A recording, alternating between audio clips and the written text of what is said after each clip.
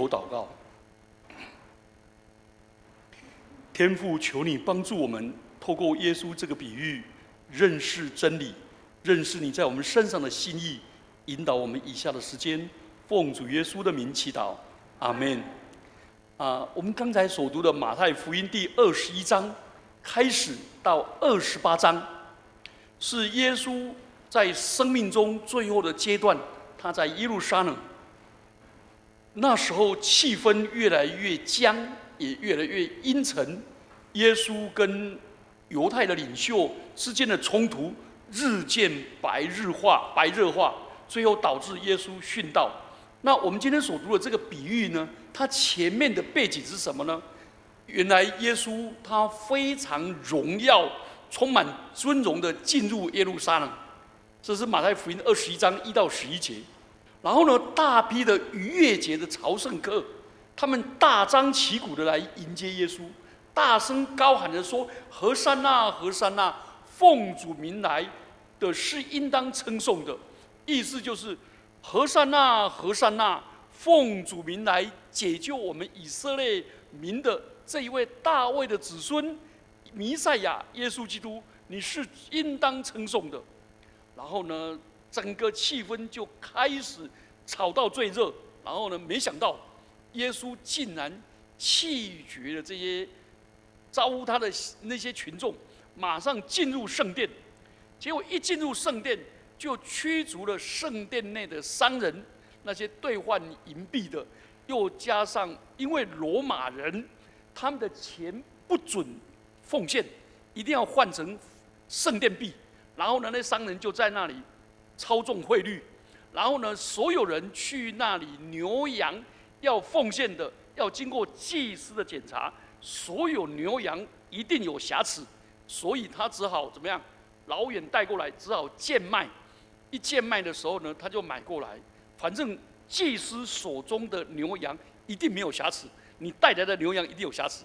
所以在这样子耶稣就把他赶出去。耶稣基督赶走地头蛇，挡了人的财路。那接着耶稣又咒诅无花果树，18节到22节。祭司长跟民间的长老就因此大为愤怒，因为他们耶稣踩到红线了，挡他们的财路了，就问他说：“你是仗什么权柄做这些事？”耶稣就反问他说：“那你们先告诉我，约翰的洗礼是从哪里来的？从天上来的，还是从人间来的？”哇，他们不敢。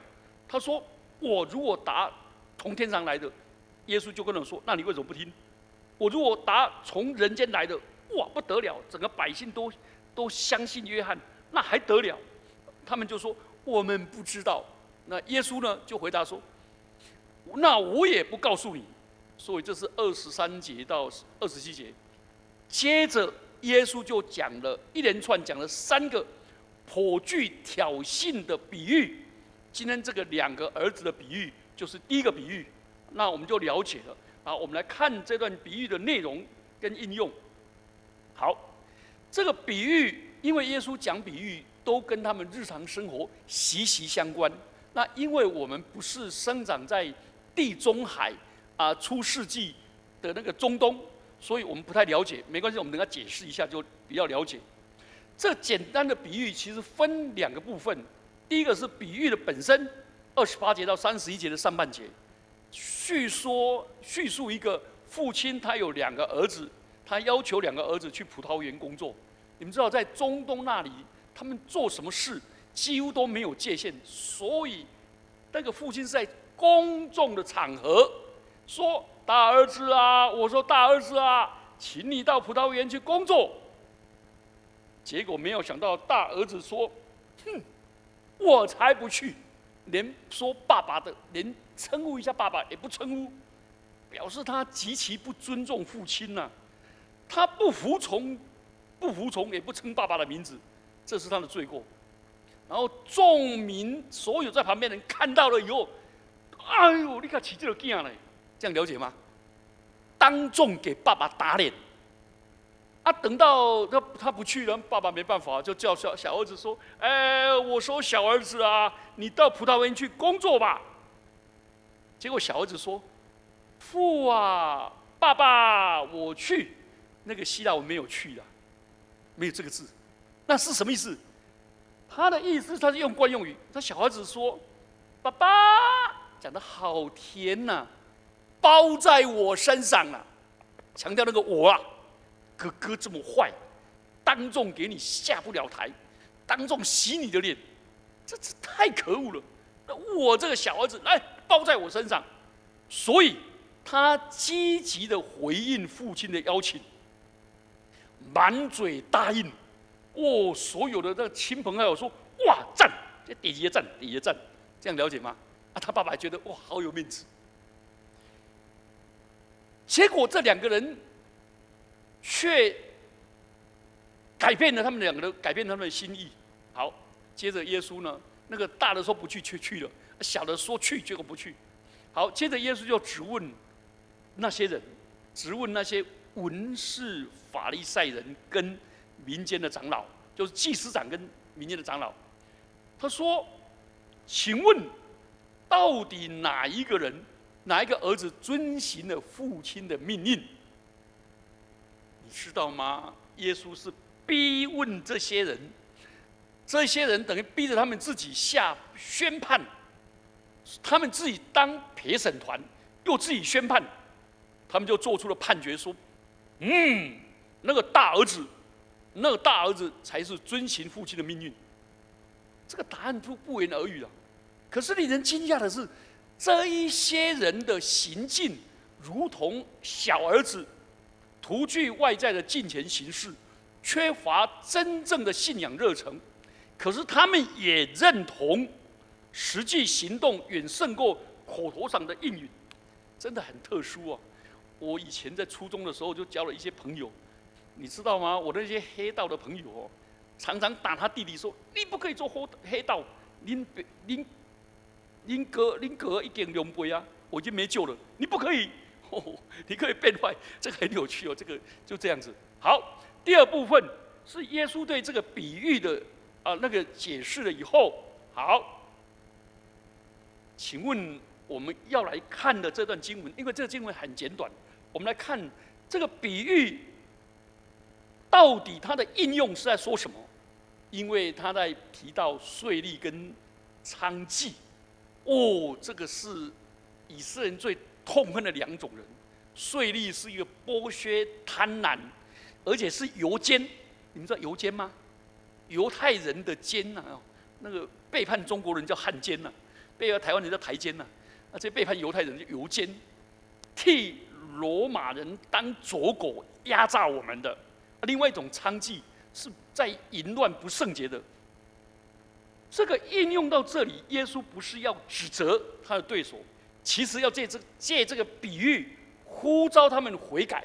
好，等一下我们再来了解。来，我们来看这里，耶稣基督讲到说，他们比你们先相信。所以这段相信到底什么意思？我们从这个比喻的前面跟比喻的当中都提到施洗约翰，所以这个施洗约翰是了解这个比喻的关键。当施洗约翰呼召群众悔改的时候，那些宗教领袖、那些祭司长、祭司跟民间的长老，他们都虔诚的去听了，因为他们不去，表示他们不喜欢先知，不接受先知，所以输人唔输丁，输丁派看兵，了解吗？他做众人的榜样，当然跑到最前面了。他们虔诚的听。但是却没有改变自己的生活，所以，但是他们在一边听的时候，一边看那些成群结队来，竟然有士兵也来了，税吏也来了，妓女也来了，很不屑。结果这一些群众，他们最不屑的群众，却把施洗约翰的话牢牢的记在心里，所以路加就记载这些人悔改。耶稣明白这一切，耶稣自己也领受约翰的洗礼，所以耶稣呢，把那一幅画又重新的描绘在他们面前，然后接着讲一句话，让这些人义愤填膺。他说：“税吏和娼妓，倒比你们这些人先进上帝的国。”哇，他们真的受不了，原来福音只有在这里把娼妓把税吏跟娼妓并列为罪人，但是这一些罪人，你们不屑的人，你们看不起的人，你们贬义的人，你们觉得这些人间渣滓、垃圾的人，可是这一些人却有份于上帝的国，不是他们做了什么善事，不是他们做了虔诚的事，而是他们听从那个约翰的宣讲而悔改，所以他们有份于上帝的国。换句话说，所有的人，你这一生做的多坏，做的多脏，做的多不屑，在上帝的眼中，每一个人都可以悔改，都可以进上帝的国。但是，如果你执迷不悟，不肯悔改，不肯听，那你就没办法进上帝的国。所以这段圣经在讲的，信而行动才是真正信。好，我们来反省，我们来应用这段圣经，怎么应用在我们身上？第一个，我们来看，只有真正悔改归正的人，才能够进上帝的国。因为约翰是循着义路，遵着义路到你们这里来，意思是说，约翰这个人，你要了解呢，他不只宣讲的是真理，他本人也活出真理。他在上帝的面前，他充满着见证跟榜样。他真的，他就活出来。所以你们这一些人在约翰的面前，每一个人都抬不起头来，因为约翰活得比你们更近前，他们也没有话讲。约翰不只活出遵行义路，行事为人合乎真理，并且他对人宣讲的也是真理。这个就是传道人要悔改的啦。传道人要悔改的。我有时候很挣扎要不要讲道，而且每次讲道我都很痛苦，你知道为什么吗？那个圣奥古斯丁说，只有2种人可以讲道，一种人就是听了真理、领受真理、活出真理、照真理而行的人，这种人配得讲道，就像施洗约翰一样。那这样的话，没几个人可以讲道。他说，第二种人也可以，就是听了真理以后，心里面挣扎、痛苦、认罪悔改，说主啊，帮助我，我信，但我信不足，求主帮助我。他说这种人也可以讲道。那我大部分都是第二种人来挣扎。好，耶稣就讲了，约翰这样的人活出真道，又宣讲真道，而我也亲自领受他的洗礼，理当尽诸般的义。可是你们谁拒绝了约翰，你就违背了耶稣的信息。所以在这里很清楚，耶稣就说了，你知道吗？那个阴奉阳违的，那个阴奉阳违的是谁？阴奉阳违，还有阳奉阴违的是谁？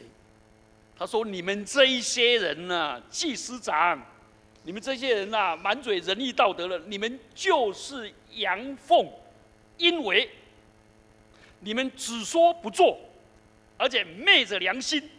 你明明看施洗约翰讲的是真的，活出真的。你对施洗约翰履行的正义活出来的榜样视若无睹，对约翰讲出真理的信息视若罔闻。你们不但这样，你们的罪更大。看到那些罪人悔改了，你自己还无动于衷，不肯相信。所以，而你们看不起的那些税吏跟娼妓，他们本来说他们要走自己的路，我就是贪嘛，我就是狂嘛，对不对？我就是烂嘛。可是到后来，他们却走上帝的道路。所以耶稣基督在这里告诉我们的是，不是在定他们的罪，而是说你们可不可以回过来，不要再视若无睹了，不要再置若罔闻了，不要再死不悔改了，悔改吧，悔改吧。所以这句话其实也对我们所有基督徒讲，给我们是个很大的警惕。我们要严格的审视我们自己，我们是不是常常听神的话语却不做、不行？有一些人是基督教的教徒、礼拜堂的堂徒、聚会的会徒，可是其实糊里糊涂，因为没有把上帝的话语用信心与所听的道相调和，用行动与所听的道来实践。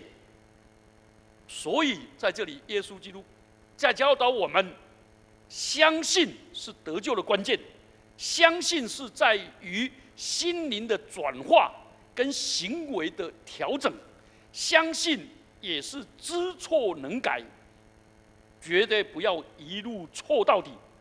所以，当我们临洗、信而受洗的那一天，我们宣告我们信仰。可是很多人都忘了，信这个字是现在进行式，是一直进行下去，持之以恒的。就好像婚礼的时候，我当天我做新郎，我宣誓说我要怎么样怎么样，那不是在那里的事，敷衍几句，不是，是在上帝和众见证人的面前公开誓约，我以后就是这样做。所以弟兄姐妹们是见证人，这样子。而洗礼也是，洗礼是在上帝和魔鬼以及众弟兄姐妹面前做见证。所以信仰不是一劳永逸的，而是每时每刻累积到一生一世的。所以在这里就告诉我们，到底我们信主，所以我们信主要不断的心意更新而变化，不断的认罪悔改，没有一劳永逸的。好，这是第一个，这一个信息要教导我们真正的信主。第二个，这段圣经的信息要教导我们，要成为一个让天父喜悦的人。让天父喜悦的人是什么？是一个人大胆的、勇敢的承诺，而又照承诺去实践的人。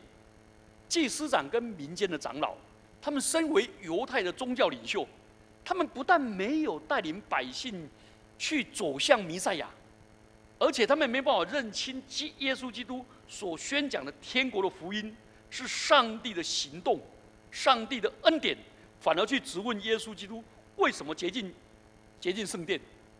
奇怪呢，他们自己从圣殿捞钱，还要质问人家有什么权柄？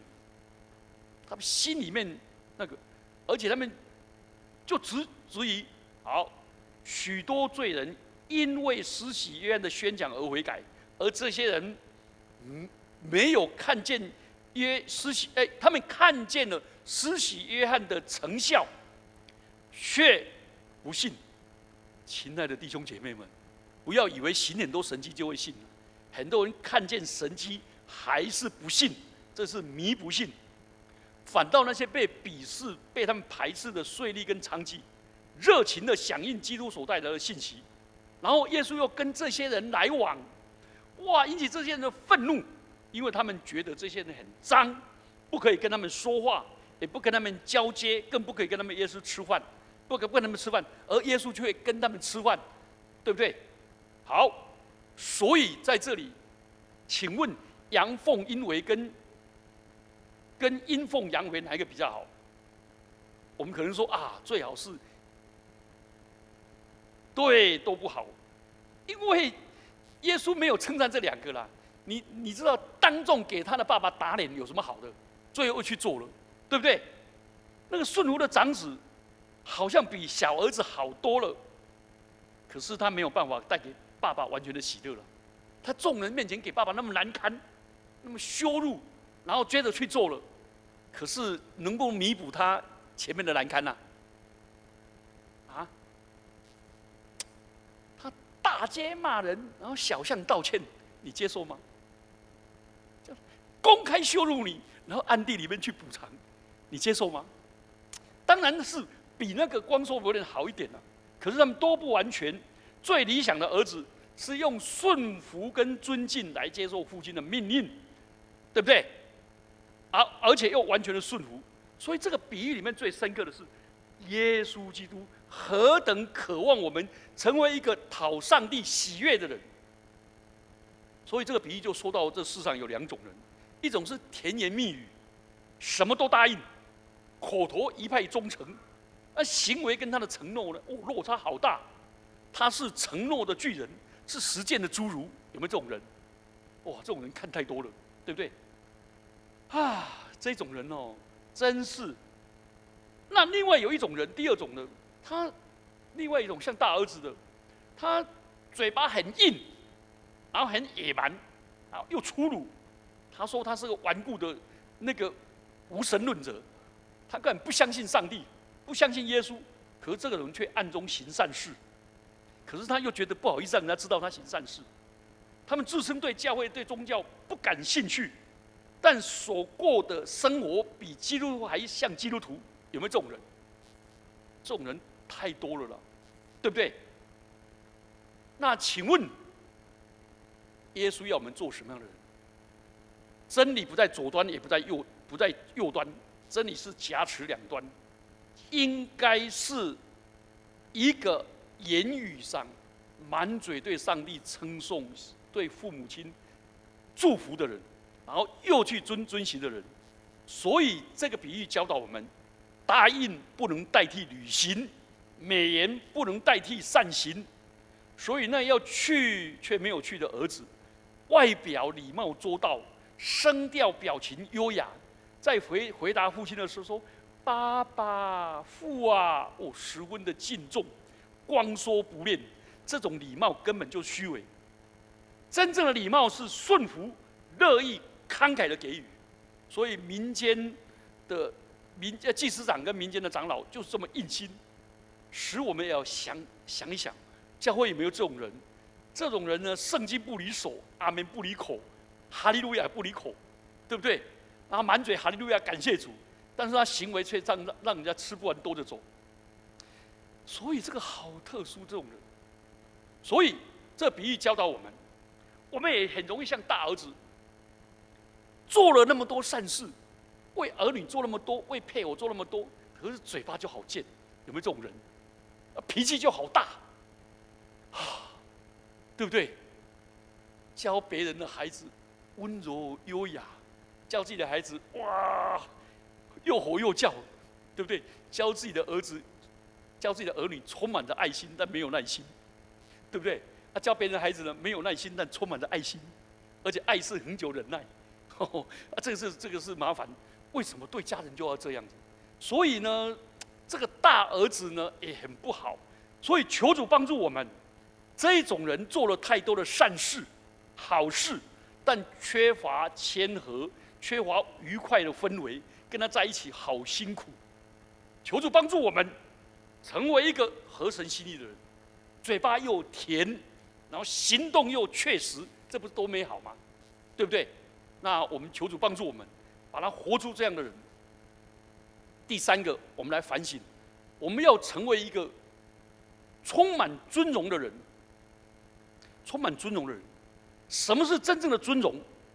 真正的尊荣是来自于愿意领受上帝的赐福，并且去称颂上帝，并且去祝福人。当耶稣那个时代的社会价值的取向，非常注重世俗的荣耀跟众人的肯定，所以在旁人的眼中，那个二儿子口头答应的父亲，他表现孝顺的美德，他顺从父亲，哇，让父亲觉得满脸红光，他觉得让人家觉得说，这个父亲教子有方，让人敬重。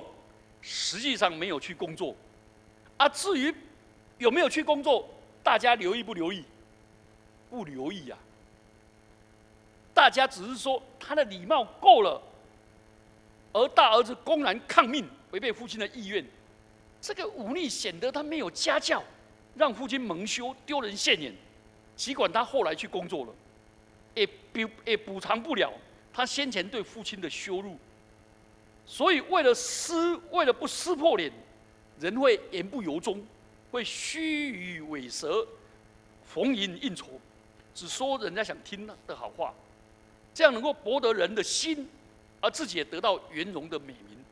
这是世俗的荣耀的标准。可是马太福音在这里强调，基督徒的荣誉是用行动来配合，然后用言语到底是言语先还是行动先？来，最好的经节是这样。好，那个约翰一书第3章18节，约翰说：“我们相爱，不要只在言语和舌头上，乃要在行为和诚实上 ，not only but also， 那个不是说我们相爱不要在言语和舌头上，不是，不要只在言语和舌头上。所以换句话说，言语跟舌头是第一里路，那是我们的本分。但真正的荣誉是把我们的本分做完了以后，走第二里路，行动、行为跟诚实上。所以在这里，这段比喻是马太独有的资料，把它摆在这里，他来回应祭司跟民间的长老对耶稣权柄的质疑。所以他做对比，你们只要求，你们只喜爱人的掌声、镁光灯，你们只喜欢这些虚荣，那些人的美言，但是你们实际上有没有做？有没有遵行上帝的旨意来荣耀上帝？完全没有。所以真正荣耀上帝的，不仅仅在敬拜赞美，显出那个也在自己的生活行为上彰显出来。所以真正的敬虔，不只在教会的表现，也在于自己家庭的生活。所以正统的信仰是全部。不只是外表，也包括内在，千万不要说只要内在就好了，不要外表。这我们的文化就是只要内在不要外表嘛，同意吗？我的父母真的为我做了很多，也很体贴很细腻，但是他嘴巴就很不好听，同意吗？我中秋节带了好多礼物，以前记得我开了60公里回去给我父母。结果我爸爸挡在门口说：“你卖到客回来，恁爸1万块比你较多。”其实我买的东西超过1万多块，你给我拿回去，就赶我走，不要停车，不要进来。那我不管了，我就还是开进去了，东西放回去。我跟我妈妈说：“他这么讨厌吗？”结果我妈妈说：“你听他的，但等你买回来。”我说：“等我买回来，为什么要这么凶？”她说：“一方面要维持一个爸爸的尊严。”我说：“爸爸尊严这么大。”他说：“没有啦，他也舍不得你花钱，舍不得啦，怕你没办法生活了。”OK， 是啊，舍不得啦，但是嘴巴不要那么难听啦。真正的尊荣我们的父母。今天如果我们反过来，请问我们爱不爱我们的配偶？爱不爱我们的父母？爱不爱我们的儿女？爱啦！我们跟耶稣那个时代不一样啊，我们华人很少人用嘴巴的啦。嘴巴几乎都不甜了，同意吗？是不是？以前我跟那个宣教士在一起，我对宣教士说：“你们好恶心呐！”